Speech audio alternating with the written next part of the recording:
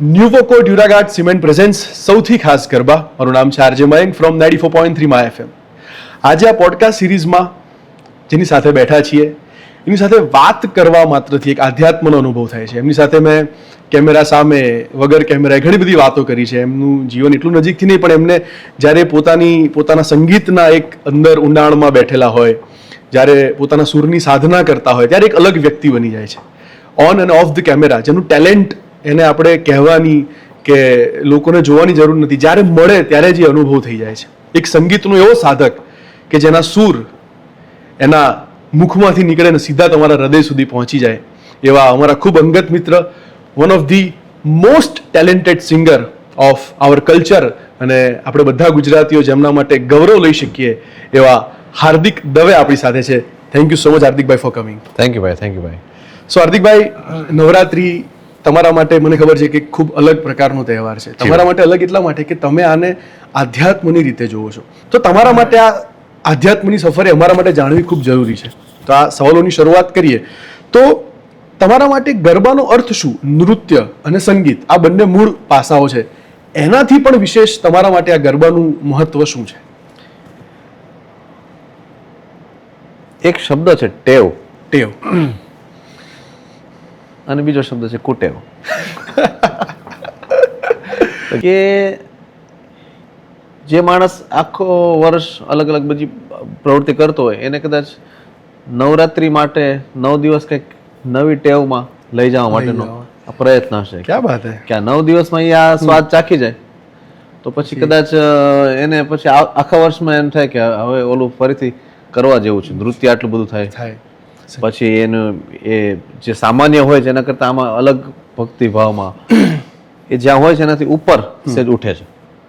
એટલે આપણે ત્યાં તમે જો કે દેવી માટે રૂપક કીધું કે તમે ડુંગરવાળી દેવી, એટલે ઉપર છો, એટલે માં ઉપરથી ઉતરીને નીચે આવે છે. તો મને એવું લાગે છે કે નવરાત્રી એ નવી ટેવ બાજુ લઈ જવા માટેનો પર્વ છે. સીધી સાદી ભાષામાં એટલે બહુ અલગ પોઈન્ટ ઓફ વ્યૂ છે, જે ખરેખર લોજિકલ પણ લાગી રહ્યો છે. સો પરંપરાગત ગરબાને આપણે ગુજરાતીમાં કે આપણી સંસ્કૃતિમાં એનું ઊંડું મૂલ્ય છે. હવે એ કમર્શિયલ પણ થયું છે થોડું. પહેલાના જમાનામાં બહુ અલગ હતું કે કદાચ એમાં તો બહુ બધા ઇન્સ્ટ્રુમેન્ટ પણ નહોતા હોતા, એક ભાઈ ગાય ને આખું ગામ કે શેરીવાળા ગરબે રમે. હવે એને થોડું વ્યાવસાયિક રૂપે આપણે એને બદલ્યું છે. તો એ વ્યાવસાયિકની સાથે સાથે પરંપરાગત જળવાઈ રહે એ શું ઘટના છે? શું કરવું જોઈએ તો એ બંનેનું મૂલ્ય સચવાયેલું રહે? મને એવું લાગે છે મયંકભાઈ કે એક ઓશો એક સેન્ટેન્સ કહેતા કે પશ્ચિમની ખોજ વિજ્ઞાનની છે અને પૂર્વની ધર્મ ને આધ્યાત્મની છે, એવું ઓશો કહેતા. હવે તમે જો કે જે વિજ્ઞાનની ખોજ થઈ પછી ઇલેક્ટ્રિસિટી હોય, સ્પીકર્સ હોય કે ઘણી બધી વસ્તુ, તો એ બાહ્ય તરફ વધારે લઈ જશે. એની પ્રકૃતિ જેવી છે, વિજ્ઞાનની પ્રકૃતિ એવી છે કે બહારની સાઈડ ખોજ કરવી.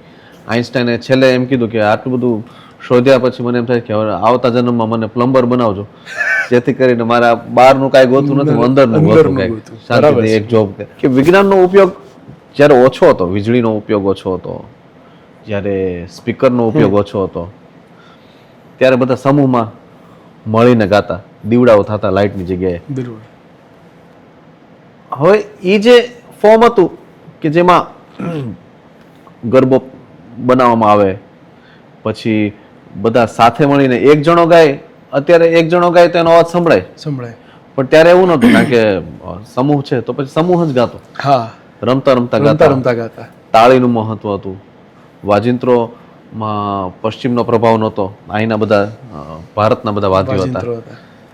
હવે આ આખું જે ઈ ગામ ઊભું થતું, ઈ માણસને એક સરસ અનુભૂતિ કરાવતું. તો મને એવું લાગે છે કે અત્યારના યુગમાં ઈ વાતને કેન્દ્રમાં રાખી અને હવે વિજ્ઞાનનો એ રીતનો ઉપયોગ કરવો જોઈએ કે જે ઈ નાનું ગામ છે એને મોટું ગામ બનાવી શકાય. શહેર બને એવું નહીં, ઈ નાનું ગામને મોટું ગામ બનાવી શકાય.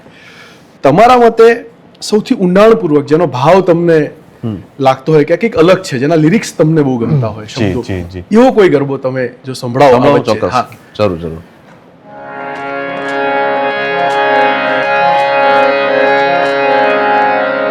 બે ગરબા તમને સંભળાવો. કે આખો આ જે પર્વ છે નવરાત્રી, તો એનો એક શબ્દમાં જો એનો ઉદ્દેશ કેવો હોય તો શું, તો કે જાગવું અથવા જાગરણ. તો અમે આ વખતે છે ને આખા ગરબાની જે જે દિવસ હોય એની શરૂઆત અમે આ વખતે જાગો શબ્દથી કરવાના. ક્યા બાત હે. જાગો જાગો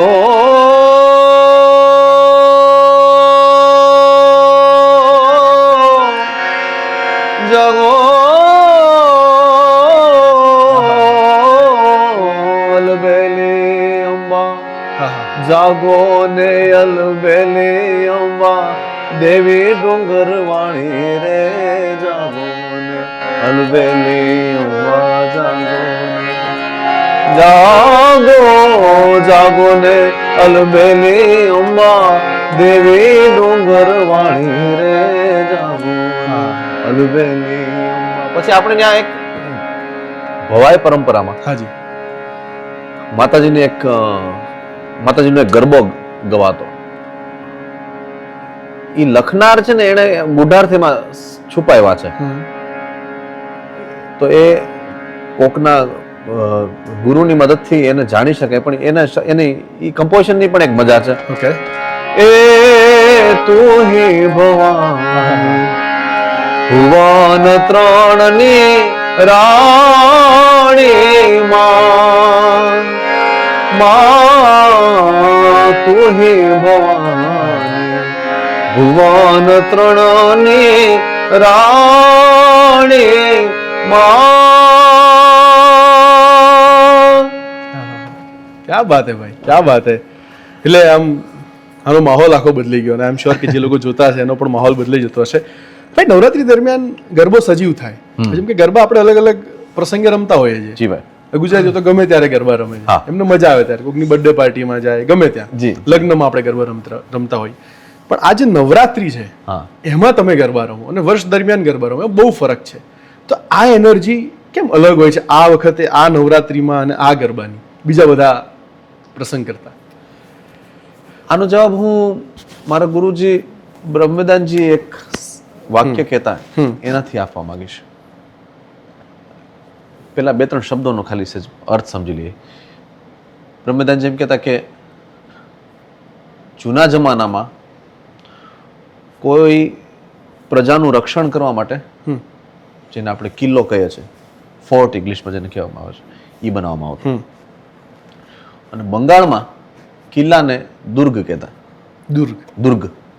અને જે એ કિલ્લાના જે ચોકીદાર હોય એને દુર્ગા કહેતા. અચ્છા. તો આ ઋષિ મુનિઓએ એ ખોજી કાઢ્યું, એ શોધી કાઢ્યું કે આવા 9 અલગ અલગ ચોકીદારની સંભાવના આપણી અંદર છે. એટલે 9 દુર્ગા એને કીધું કે જે એક અંદર એક કિલ્લો બનાવે છે અને ભીતરની બધી જ ઉર્જા ને સાચવે છે, વ્યય થતા એને અટકાવે છે. હવે એ ઋષિમુનિએ કીધું, એને શોધી કાઢ્યું, આ બ્રહ્મદાજીના શબ્દો છે, કે એ જે 9 ઉર્જા છે, 9 જે ચોકીદાર છે, 9 દુર્ગા છે, એનું આ કોસ્મોલોજીકલ રીતે આ જે 9 દિવસ આવે છે ત્યારે સૌથી વધારે એ કાર્યરત થાય, સૌથી વધારે એક્ટિવ થાય છે આ સમયમાં. હા, એટલે કદાચ એટલે આમાં મજા પણ આવે છે, આમાં આપણને આબોહવાની મજા આવે છે, રમવાની મજા આવે છે, અને કંઈક છે ખરું જે આપણને ખબર નથી. સો હાર્દિકભાઈ, જી ભાઈ, નવરાત્રી દરમિયાન હજારો લાખો લોકોને પોતાના સૂરના તાલે ગરબા રમાડવા ઇટસેલ્ફ હું ટાસ્ક નથી કર્યો, પણ ઘણું બધું પોતાની અંદર આધ્યાત્મ કે એક નિયમ જોઈએ, એક રૂટીન જોઈએ. તો આ નવરાત્રી દરમિયાન તમારું રૂટીન શું હોય છે? તમે એ પોતાની અંદરના કલાને જીવંત રાખવા, પોતાની અંદર જે સ્પિરિચ્યુઅલ સોલ જે છે, જેના કારણે લોકોને એ આધ્યાત્મનો અનુભવ થાય છે, તમારું નવરાત્રીનું દિવસનું રૂટીન શું છે? તમને બહુ પ્રામાણિકતાથી અને સાચા શબ્દમાં કહું તો હજી આધ્યાત્મ શબ્દ તો બહુ દૂર છે. હા, નવરાત્રી જે સમૂહમાં ઉજવવાની જે વાત છે ને, અત્યારે અમે એ પ્રેક્ટિસ સુધી પહોંચ્યા છે કે નવશક્તિ નવરાત્રી અમે બધા જ્યારે કોમ્યુનિટી ભેગા મળીને એ નવરાત્રી ઉજવીએ છીએ તો તો અમે અમુક સમૂહની પ્રવૃત્તિ કરીએ, જેમ કે અમુક આખા દિવસમાં ઓમકાર કરીએ 20 મિનિટ, પછી સાથે મળીને નવરાત્રિનું શું મહત્વ છે એનું વાંચન કરીએ. પછી ઘણા અલગ અલગ ધ્યાનની પદ્ધતિવાળા જે લોકો અલગ અલગ અમારામાં જોડાય તે અમને કે આ મેડિટેશન કરવું જોઈએ, આ તે વગેરે વગેરે. કમ્યુનિટી કિચન છે કે જ્યાં બધા સાથે મળીને પ્રસાદ બનાવે.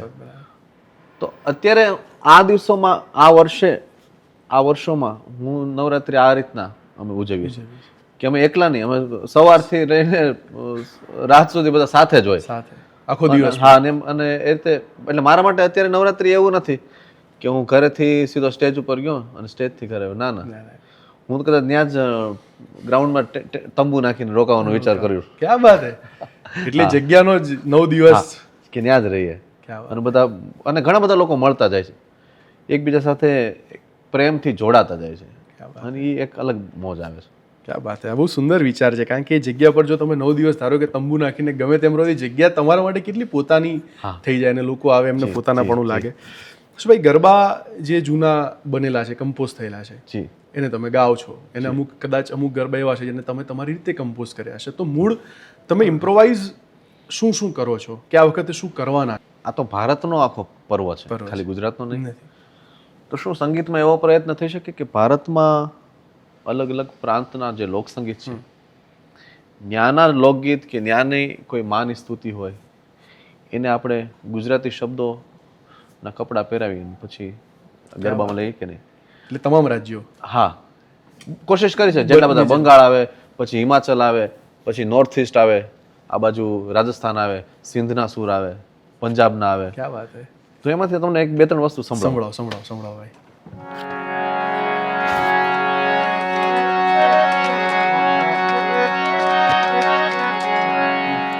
સૌથી પહેલા રાજસ્થાનની વાત કરું. વાહ!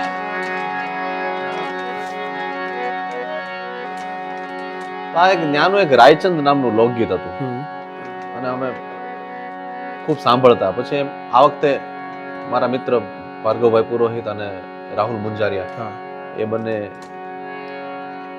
કમ્પોઝ કર્યું અને શબ્દો નવા લખ્યા.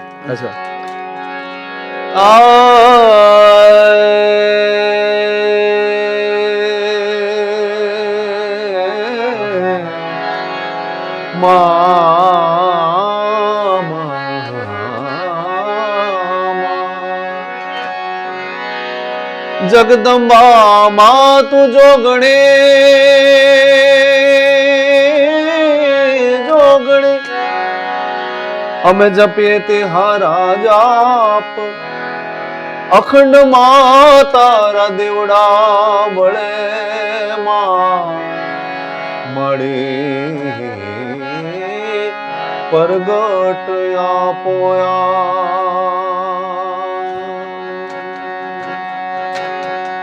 ચૂંદલડી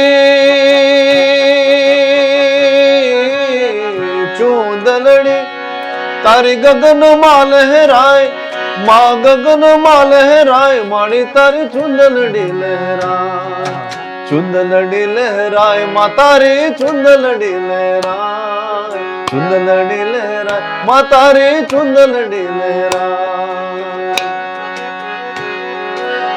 ચુંદલડી તારી ગગન માં લહેરાય, માં ગગન માં લહેરાય, મારી તારી ચુંદલડી લહેરાય, ચુંદલડી લહેરાય, માં ચુંદલડી લહેરાય. હિમાચલમાં અમે જ્યારે પર્વત ઉપર મારા મિત્રો ગયા ને, તો ત્યાંના બાળકો સાથે રમતા હતા. પછી એમણે આ જયારે ગુજરાતનું આ ગીત ગાયું ને, મારી મહીસાગર ને આરે ઢોલ વાગે, તો ન્યાના લોકોને એમ લાગ્યું કે આ અમારું લોકગીત છે. અચ્છા. એના સૂર નજીક ના હતા. પછી ખબર પડી કે આ જે સૂર છે, ઓ જે આપણા ઉત્તર ગુજરાતના પણ સૂર છે, અને આ બાજુ હિમાચલના પણ સૂર છે.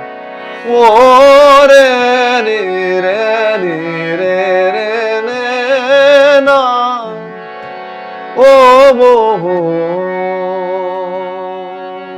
તો એ હિમાચલના સૂરમાં એ પાવો વાગ્યો પાવાગઢના ચોક મારે, એ પાવો વાગ્યો પાવાગઢના ચોક ભાઈ. એનો ગુંજે છે નાદ ત્રણ લોક મારે, એનો ગુંજે છે નાદ ત્રણ લોક મારે, એ પાવો વાગ્યો પાવાગઢના ચોક મારે, એ પાવો વાગ્યો પાવાગઢના ચોક મારે. હજી એક સંભળાઈ દો. હાજી ભાઈ, બિલકુલ. પછી એક પ્રયત્ન એવો પણ છે કે અમુક લોકગીત છે એને હવે આપણે માતાજીના શબ્દોમાં ગાય, જેમ કે કૃષ્ણનું એક બહુ સરસ મજાનું લોકગીત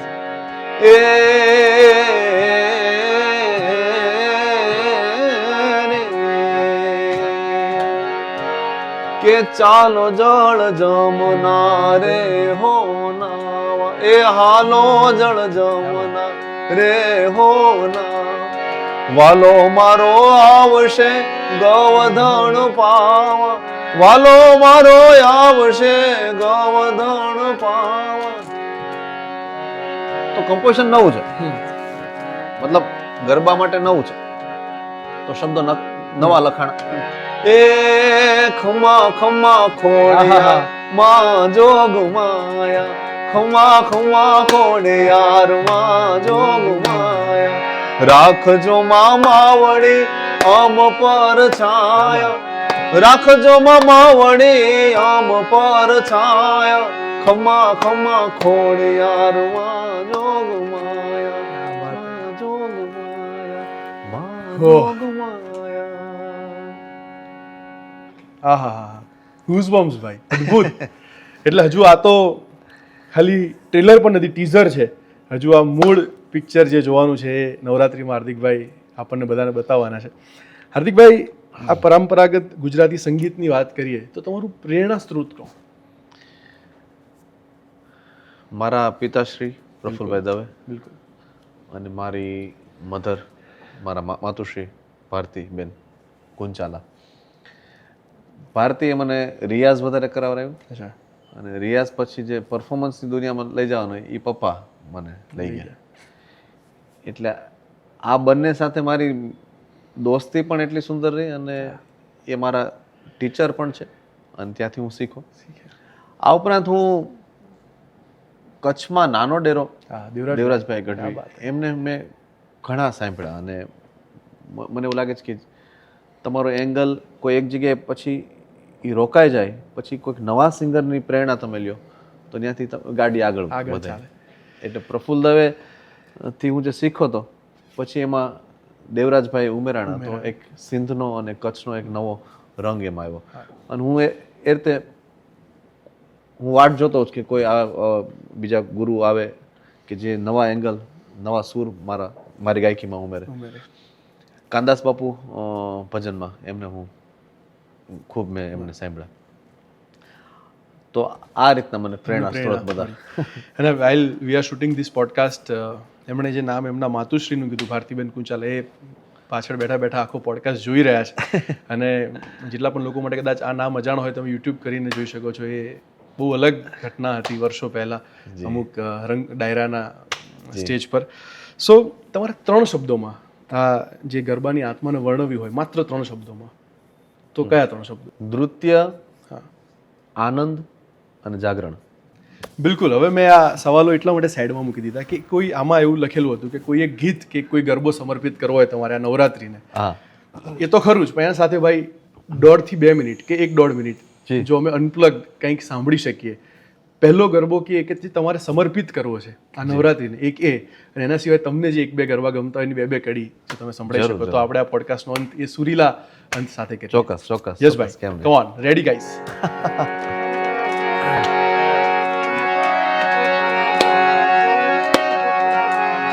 મને છે ને વીજળાની 2 લાઈન, હા હા હા, બિલકુલ બિલકુલ બિલકુલ. ત્યાર પછી આગળ કે મારી તારી બાળક સોનલે ગાયો વીજળો,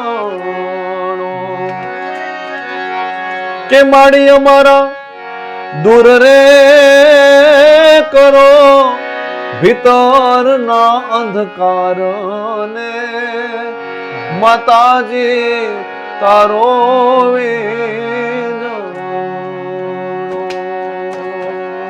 કે એની તાળી પડે ત્રણ લોક મારે, કે એની તાળી પડે ત્રણ લોક મારે, કે રૂડે ગરબે રમે છે દેવી અંબિકા રે. માં પાવા તે ગઢથી ઉતર્યા મહાકાળી રે, કે વસાવ્યો ચાપાને માં પાવાગઢ વાળી રે. માં પાવા તે ગઢથી ઉતર્યા મહાકાળી રે. એ સોનાનો ગરબો માં રૂપ લાઈનો, સોનાનો ગરબો માં રૂપ લાઈનો. એ કે ઈંઢોણીએ રતન જડાવો હો રાત, રમવા આવો તો રંગ જામશે રો, રમવા આવો તો રંગ જામશે. એ ડાક વાગ્યા તાતણિયાના નેહમાં, ભુવા દોડ્યા તાતણિયાના નેહમાં. ડાક વાગ્યા તાતણિયાના નેહમાં, ભુવા દોડ્યા તાતણિયાના નેહમાં. કોણે માર્યો માનો રોજો, મારી આય ખોડિયારનો રોજો, મારી આય ખોડિયારનો રોજો, મારી આય ખોડિયારનો રોજો. રોજો રોજો ખમા ખમા માં જોગ માયા, એ ખમા ખમા ખોડિયાર માં જોગ માયા. રાખજો માં માવડી આમ પર છાયા, રાખજો માં માવડી આમ પર છાયા, ખમ્મા ખમ્મા ખમ્મા માં જોગ માયા. એમ વિનંતી કરતા કરતા કરતા માને આમંત્રણ આપતા આપતા જ્યારે આપણે ગરબામાં પેલા કે છે કે રમવા આવો, રમવા આવો, પછી છેલ્લે કે છે રમતી આવી દેવી રમતી આવે, આજ નવ દુર્ગા રમતી આવે. એ રમવા આવે માળી રમવા આવે, આજ નવ દુર્ગા રમવા આવે.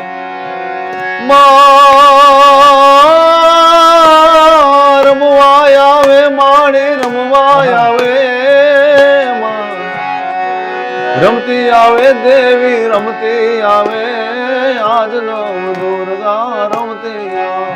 માળી આજ નવ દુર્ગા રમતી આવે, એ માળી આજ નવ દુર્ગા રમતી આવે.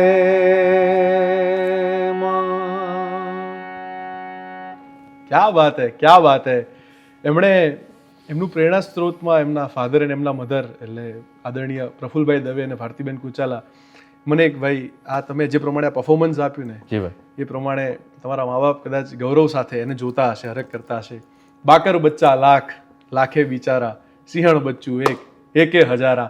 એકે હજારા જેવા કલાકાર આપણને મળ્યા અને આપણને ગૌરવ છે એના સંગીતમાં.